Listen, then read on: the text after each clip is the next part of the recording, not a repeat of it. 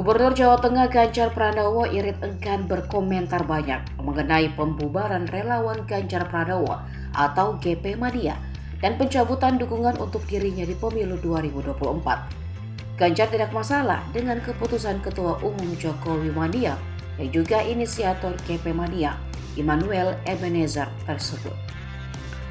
Hal itu diungkapkan Ganjar usai menghadiri konferensi pers penandatanganan MOU Polda Jateng dengan KPU Provinsi Jateng di Patra Convention Hall Semarang siang tadi. Sebelumnya diberitakan Kompas.com, Ketua GP Mania yang akrab disapa Noel itu mengaku membubarkan GP Mania karena tak lagi mendukung Ganjar. Perubahan sikap politiknya itu disebut memiliki beberapa alasan. Noel menilai tak seperti Jokowi yang lapar bersama rakyat, Ganjar tampil berbeda antara keseharian dan di sosial media.